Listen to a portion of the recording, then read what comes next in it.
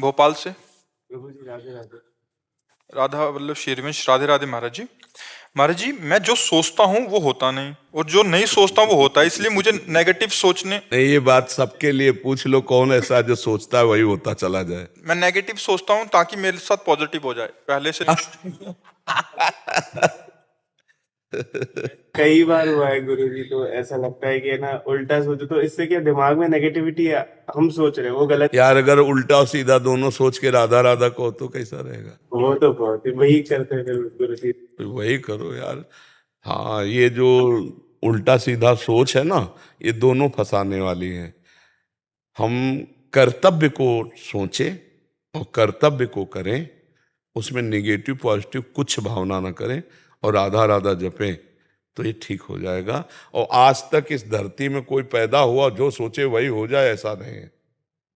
भगवान के बाप दशरथ जी थे ना, उन्होंने सोचा कि कल सुबह जो है रघुनाथ जी को राज्याभिषेक दे देंगे, और समय के वनवास हो गया, 14 वर्ष का वनवास नहीं हो गया।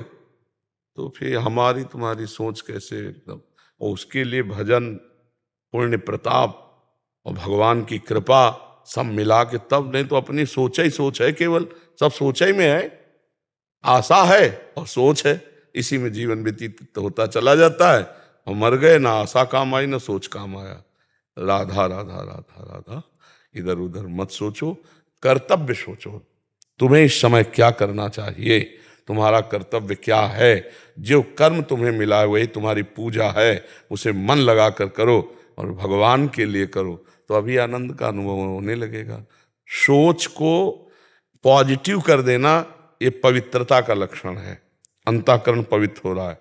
और निगेटिव कर लेना ये पाप का लक्षण है। निगेटिव अगर बढ़ती चली गई ना तो डिप्रेशन में भी पहुंचा सकती है निगेटिव सोच।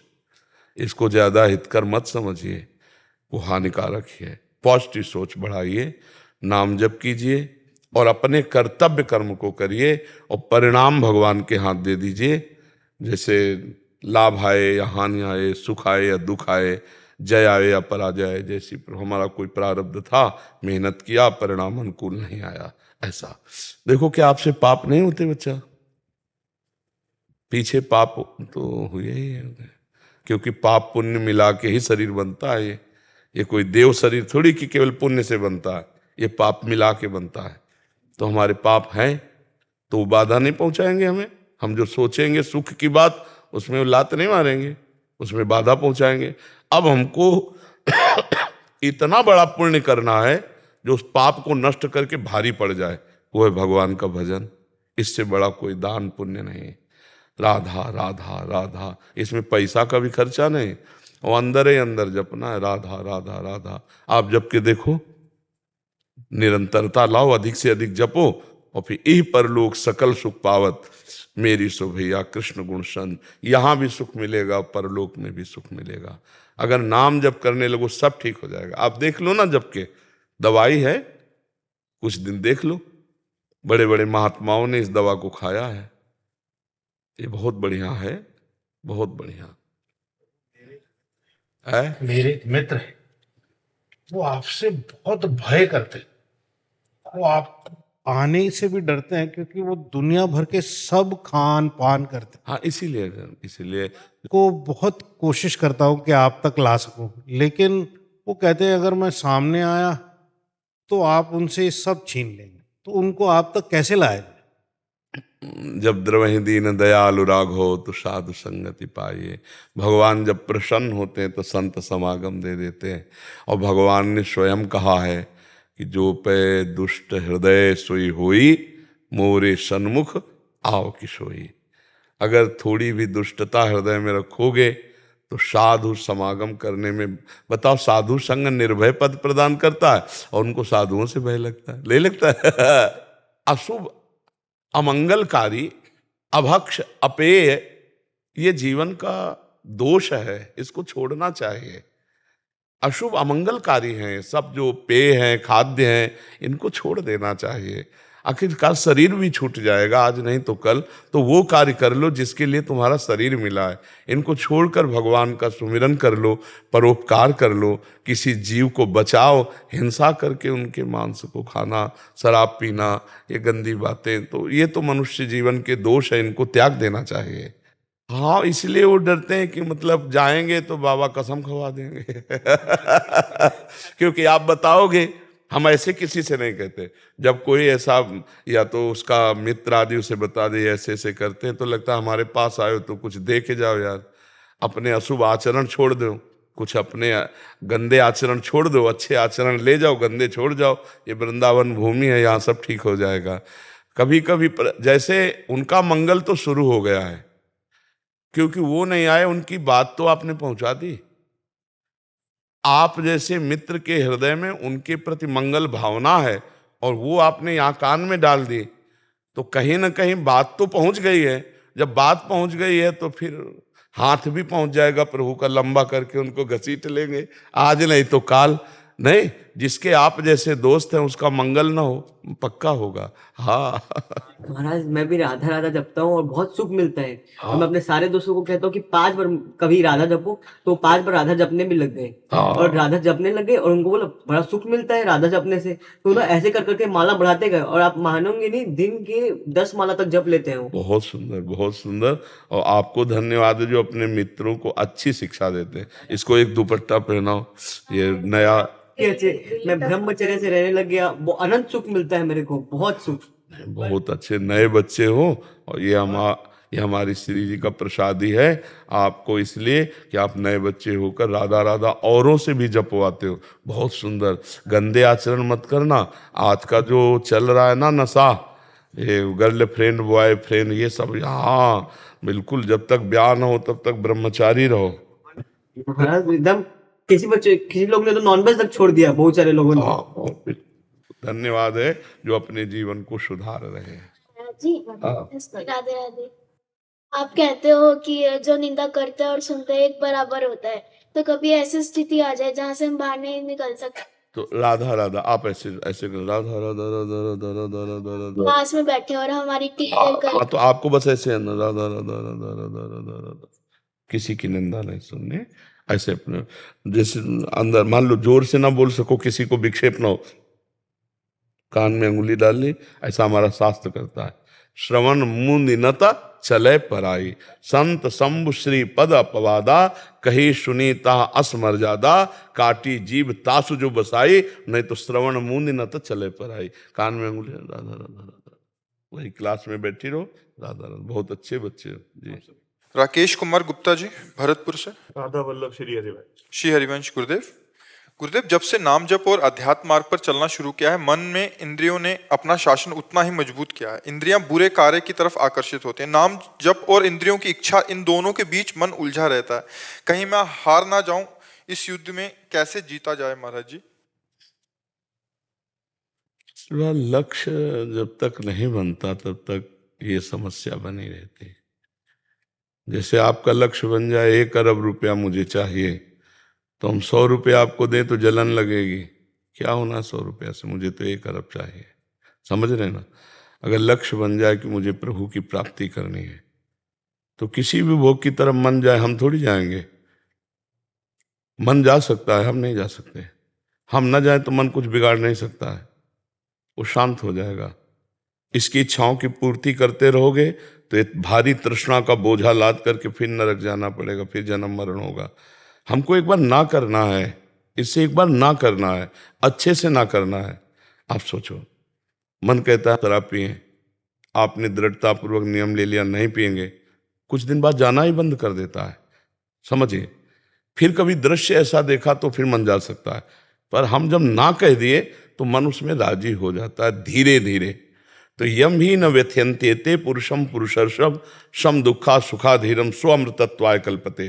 जो मन और इंद्रियों के द्वारा विषयाकर्षण से दी हुई वृथा को, अंदर जो क्लेश होता है उसको सह लेता है, लेकिन गलत नहीं जाता, वो भगवान को प्राप्त होता है, वो अमृत पद को प्राप्त होता है। तो अपना लक्ष्य दृढ़ रखिए, आप कैसे फिसल सकते हैं? हमारा जब लक्ष्य ही नहीं है तो हम फिसल कैसे सकते हैं? महाराज जी कश्मकश रहती है अंदर से, ऐसा लगता है कि मतलब नहीं जीत पा रहे हैं, नहीं जीत पा रहे हैं, फिर नाम जप रोकता है, नाम जप। अच्छा, तो हरा भी क्या दे रहा है आप हमें बताओ। ऐसे बड़ी कोई भी भूल नहीं हो पा रही है, लेकिन छोटी छोटी भूल हो रही हैं, और वो भी आप चिंता न करो, आप चिंता न करो, ये तरंगे हैं, मन की तरंग मान ले, बस हो गया भजन, इसको मारना है। बस शांत रहो, कुछ नहीं बिगड़ेगा तुम्हारा, शांत रहो। तुम गिरोगे भी तो गोद में भगवान की शरण में हो, उनका नाम जप करते हो, कोई चूक भी हो जाए तो भगवान उधर देखते भी नहीं।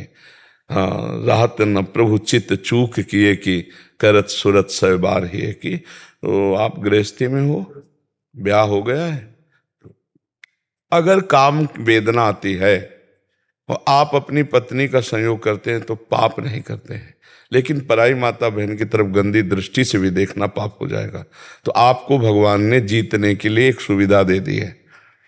संत महात्माओं की सोचो, उनको तो पूरे जीवन युद्ध करना होता है।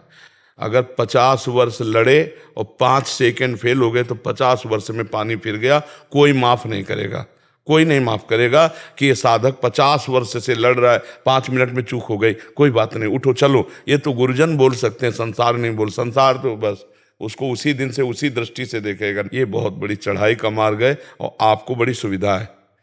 आपको भूख लगी तो भोजन मिल जाएगा, आपको जो वेदना लग रही धर्मयुक्त पूर्ति का आपके पास उपाय है। जरा कभी कभी उनके लिए भी सोच लिया करो, जैसे पूरी जिंदगी दिए हुए संत महात्मा है, कि इनकी सोच में भी कुछ नहीं आना, सोच में भी, क्रिया तो बहुत दूर की बात है। जहां सोच में आया तो फिर क्या रह गया। ध्याय तो विषयांत पुंसांस, अगर विषयों का ध्यान हो रहा है तो संगास्ते सुप जायते, संगात संजायते कामा, कामात क्रोधो भी जायते, क्रोधात बहुत सम्मोहा, सम्मोहा स्मृति विभ्रमा, स्मृति भ्रंशात बुद्धिनाशो, बुद्धिनाशात प्रणश्यति। तो आप तो बड़े सुविधा में हो, किले के अंदर से युद्ध कर रहे हो। नाम जप करो, डरो मत, करो सदा तिनके रखवारी, जिम बालक राखे महतारी, हमारे भगवान के वचन है। बस सहना होगा। सहत सहत बाढ़े भगत गृह तन गुरु हितगार। अंदर जो आक्रमण हो रहे हैं उनको सह जाओ तो महात्मा, और टूट गए तो फिर बिखर जाओगे, फिर भगवत मार्ग से अलग हो जाओ। लगभग 18-19 वर्ष की आयु शरीर की होगी। तो ब्रह्मावर्त बिठूर में गंगा किनारे भ्रमण कर रहे थे, तो हमने कई बार सुनाया है, एक शराबी ने हमको बुलाया, नजदीक गए तो देखा शराब पिए हुए, दुर्गंध आ रही। भाई क्या कहना चाहता है? बोला हमारे पीछे आओ। तो हम कौतुकी स्वभाव के कि आखिरकार क्या करेगा ये, देखते। वो पीछे ले गया और वैकुंठ धाम में ले गया, और भगवान श्री हरि की छवि को ऐसे देख, बोले देखते इस मूर्ति को? हम कहा हाँ। बोले नीचे क्या है? कहा संगमरमर। ये मूर्ति किसकी है? हम कहा संगमरमर की। बोले समझा कुछ? हम कहा नहीं। बोले इस मूर्ति को तिल तिल काटा गया, टूटी नहीं तो भगवान बन के पूज रही, और ये टूटा तो पैरों के नीचे रौंदा जा रहा है। संगमरमर वही है और संगमरमर वही है। ए तू बाबा जी बना, टूटना नहीं। तो हमने उसको उसी समय पंचांग प्रणाम किया था कि भगवान मुझे इस रूप में शराबी काबिले करके, और हमें जब कभी ऐसी समस्या मानसिक शारीरिक हुई तो उसके शब्द गूंजने लगते, टूटना नहीं, टूटना नहीं, जो टूटा वो बिखर गया, रौंदा जाएगा जो टूट जाएगा, बस। तो कहीं से भी शब्द मिले ना, वो भगवान के ही शब्द होते हैं। बहुत जगह भगवान विविध उपदेश देते हैं। एक बार हम परिक्रमा कर रहे थे तो वृंदावन में वो मतलब तटिया स्थान के इधर ऐसे अखाड़ा है, वहीं सामने पीपल का वृक्ष है, तो ठीक पीपल के वृक्ष के ऊपर लघुशंका कर रहा था। तो पहले तो मुझे लगा अर्घ दे रहा है, क्योंकि ऐसी सोच ही नहीं थी कि कोई लघुशंका कर सकता है।